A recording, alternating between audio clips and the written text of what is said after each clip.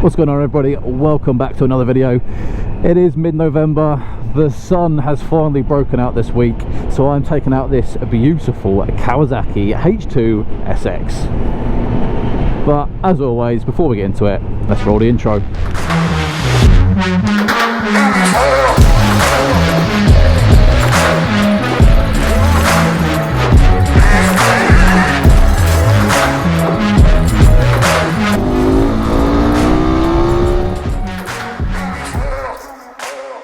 Where else to start talking about this bike but the engine? This bike has got the 1000cc supercharged engine in it, and I tell you what, this thing absolutely pulls like a freight train. It launches you forward, but it is super smooth about it. Kawasaki once again have created a fantastic engine with a seamless gearbox on the changes with the quick shifter up and down. Looking at some of the stats for this engine, it's pushing out 197 brake horsepower. For a machine on two wheels, that's ridiculous.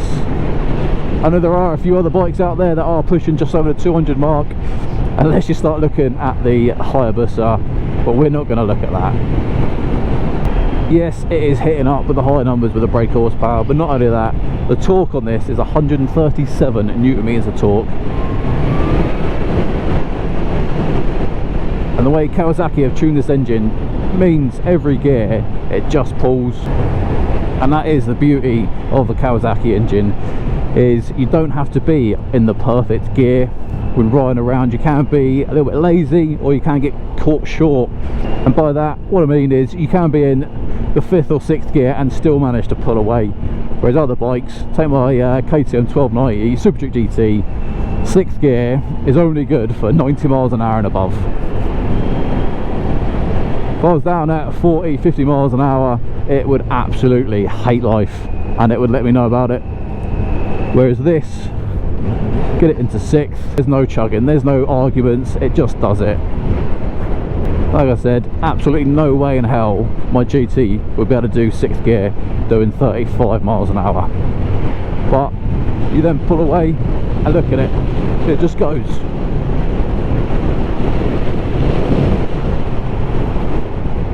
And that's something I've definitely noticed across the whole range of Kawasaki. The engine and gearbox combination is spot on for these bikes. You want smooth, reliable, easy to use bikes. You can't go wrong with a Kawi. I have also ridden the ZH2, and there is a video link on the top right hand corner now if you want to go and watch that. That bike was absolutely insane, way too much for the road.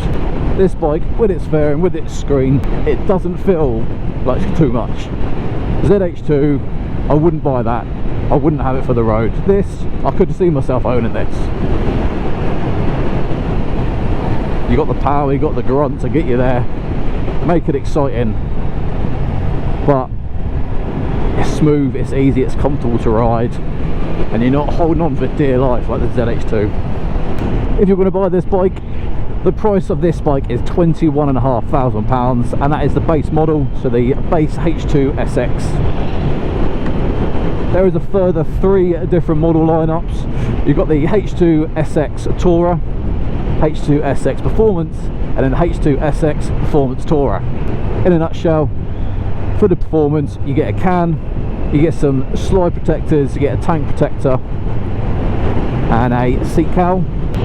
For the Tourer version, the main thing being the bags for this bike.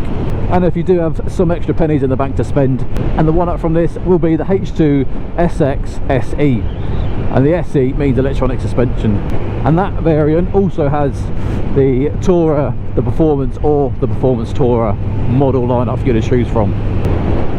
So you've got potentially 8 different model lineups just on this platform to choose from.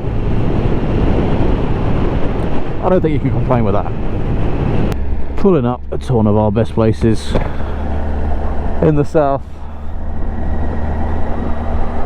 down in West Bay. Get some chips, get a drink, have a break. It's lovely down there.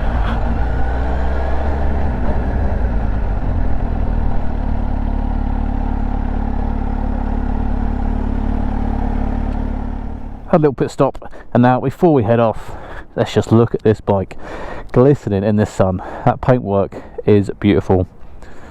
Do a little sound test.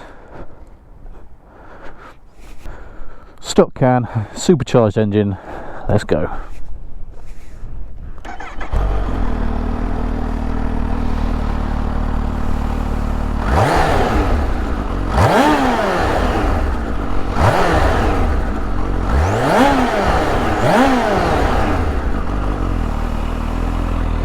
Me personally, I would put an aftermarket can on there, but that engine comes through when you're going along. I had it earlier, second gear, getting up in the rev range, coming off the throttle, and then you can get the supercharged whir. Hopefully later on I can pick it up on the camera, because it sounds just completely different to any other bike I've ridden. This little cutout here, you can see that is for the radar. So with the cruise control, you set your cruise, and then it will adapt the distance from the bike to the car, and it will slow down the speed for you, going by the radar utilised there. Some of the important things any rider wants to know about a bike. First of all, fuel tank, 19 litres in this, so plenty of miles to a full tank. Kawasaki do claim that it is more economical than the 1000SX. I cannot confirm that, because I've not done a full tank and I'm not seeing how many miles I can get to it. But with any bike, mileage is massively dependent on the rider, how they ride, where they ride, what gear they ride, all the other stuff. Is it just them? Is it two off? Is it luggage? We've got a seat height of 835mm, and as you can see, I've got both feet flat on the floor, so no dramas for those shorter riders out there. The only thing that may concern you is the weight of this bike, coming in at 267 kilos. That is not a light bike. When it comes to manoeuvring, it's difficult. You definitely feel the weight. It doesn't flick and just drop like some of the bikes I've been on. Then again, it's not slow going into the bends. When you're just flicking it left to right. The weight is definitely kept low, so that is nice. Even though it is heavy, it is a manageable weight to handle. And I suppose with that weight, you do need the power to move it, but then the weight of the bike is because of the supercharger as well. So, catch 22. If you want the supercharger, it's going to be heavy, but the supercharger will make it move. With the extra weight on this bike, you do want to make sure you can stop. And I tell you what, we've got Brembos all round. We've got 320mm floating discs at the front, 250 at the rear. Absolutely no problems today whilst about out riding. And they've been not aggressive, they're gentle on the pull, but they definitely stop you. It's hard to describe. I'd probably say more progressive braking. That's what I'm looking for. So there's not an initial real strong brake like where you're putting it down, but it's progressive, and you do not worry that you aren't going to stop in time. Zoe is out today. She is recording her Women Riders video. Stay tuned for that video. Looking good. Sporting the Krieger bag. Other than the supercharged engine in this bike, the next biggest part is going to be the technology that Kawasaki have crammed into this machine. We'll start at the front of the bike, we'll work our way back. So obviously you've got LEDs all around. That's something you come to expect nowadays in the brand new bikes of 22, 23. Underneath the single circular headlight is the radar section on the bike. So this bike does have adaptive cruise control. So not only has it got cruise control, but it will slow the bike down for you depending on the distance set between the bike and the car in front. You can change the distance between close, medium and long, and if you've never used it, it does take a little bit of getting used to. I first had it when I was in a VW California, and that thing changed the game. When you're on the motorway, you can kind of trust the cruise control to slow down, but obviously you've got to still pay attention, but it's just a nice added little feature on top of the bike.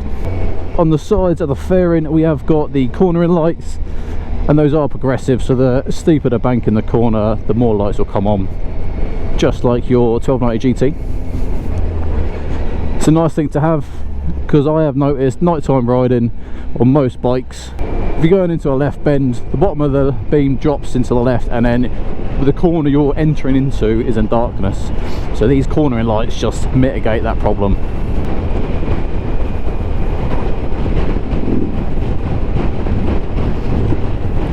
Nice to see the boys back out.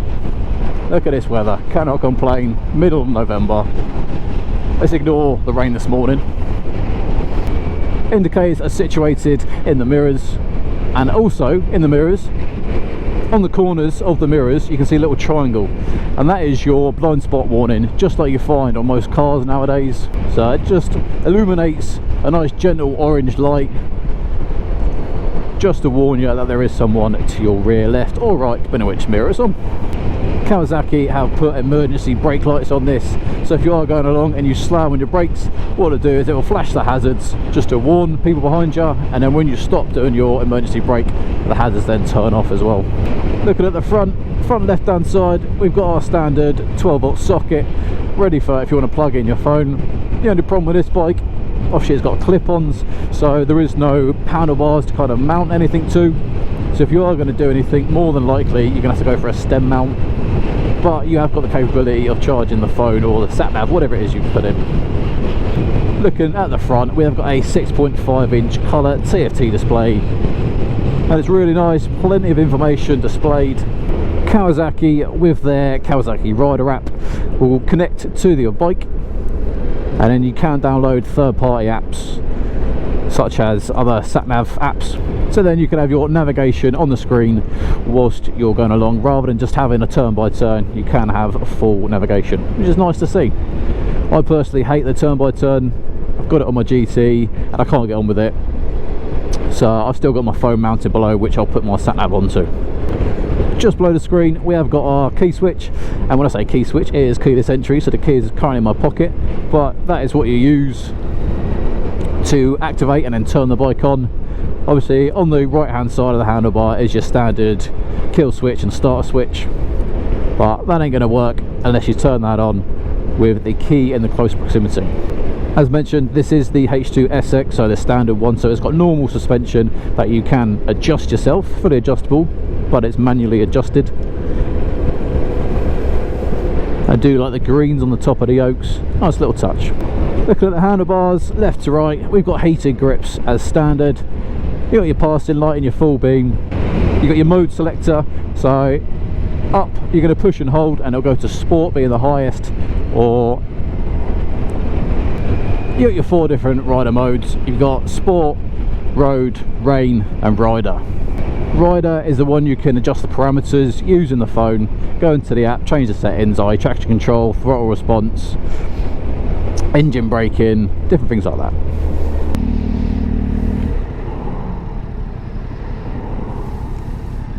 Little startup for you, nice animation. The difference in throttle response between rain and sport is night and day. Nice. Kawi green. Yeah, so when you're on your Sunday ride with the lads, whack it in the sport and this thing just goes. Handles really nice, throttles snappy. Yeah, the supercharged engine, so you get the chirp when you really get into the high part of the rev range and then you come off. But then if you get caught in the rain, whack it into the rain mode. And there ain't no dramas of that wheel spinning up. There you go, hold the mode button, top left you can see it changing over, back in a sport. Got your cruise control set up and down as usual, indicator left and right, and then your hazards. Moving on to the right hand side, really simple. You've got your kill switch, starter switch, and then your FN, so your function button. Tell you what, if you've watched any of my other videos, you know I've got a little delicate derriere, and I've had absolutely no problems with this bike, no aches, no pains. no sore spots, I'm not shuffling around, so it's a good comfy seat, especially to start chomping down those miles on. As you can tell now, that little light's on. It's because Zoe is close enough to activate the blind spot detection. Blind spot detection, that's the one. Because this bike does obviously have the Tourer line in it, what Kawasaki has done is they've integrated the luggage bracket into the bike, so you can't really tell it's there, but you just buy the bags and they slot straight in. Unlike my MT10, where I have to install the bracket to then put the bags onto.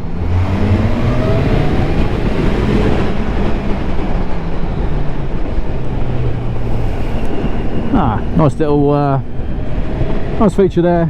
As you saw, I went through the tunnel and then the screen turned to black. So obviously you got daytime, which is the white, and then at night time it'll go black, just so it's not too bright and overpowering you. Something I did notice about the bike when we pulled over back there to do the sound test is not only does this bike have a side stand, but it's also got a centre stand. That is obviously going to add a couple of kilos to the 267 kilo weight of this bike. Me personally, I wouldn't use the centre stand, so I would take that off, save myself a couple of kilos. Because this has got the radar, as mentioned, with the adaptive cruise control, it has also got collision warning. So if it thinks you're going to hit the car ahead because you haven't noticed it braking, it will start flashing and letting you know there's a hazard ahead coming at you pretty quick. Because the H2SX does have clip-ons, I am finding I'm a little bit bent over, in a little bit of strain in my upper back. But where you've got that cruise control, it's something you can push on, get yourself into gear,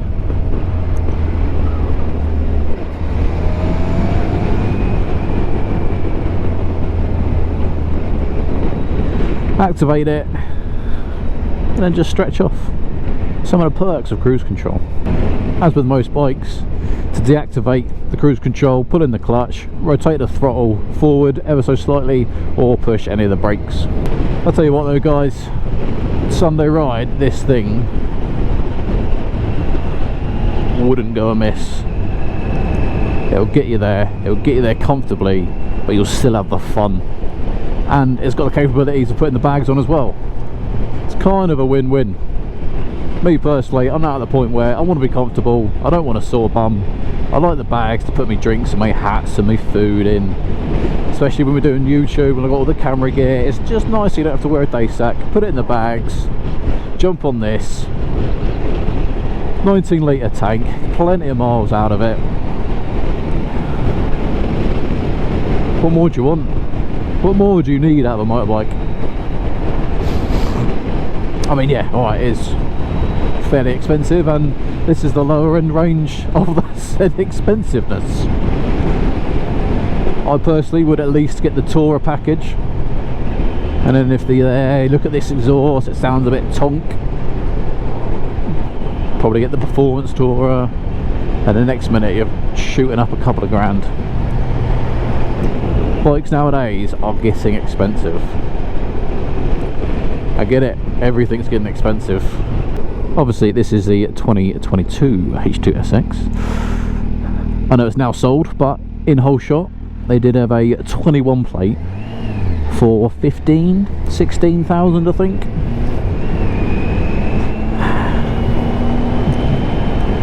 If you want this bike, there are some good second-hand deals out there.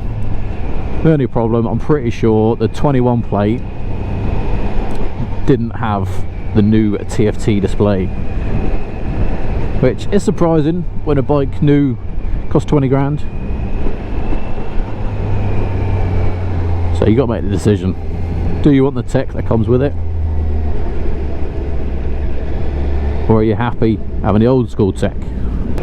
As always guys, this video wouldn't be possible without the supporters of the channel, and today, Whole Shot, you have been fantastic. Thank you very much for lending me this bike. If you have enjoyed this video, make sure you like the video, subscribe to the channel, hit the bell notification so you get notified when all our videos come out. And until the next one, ride safe.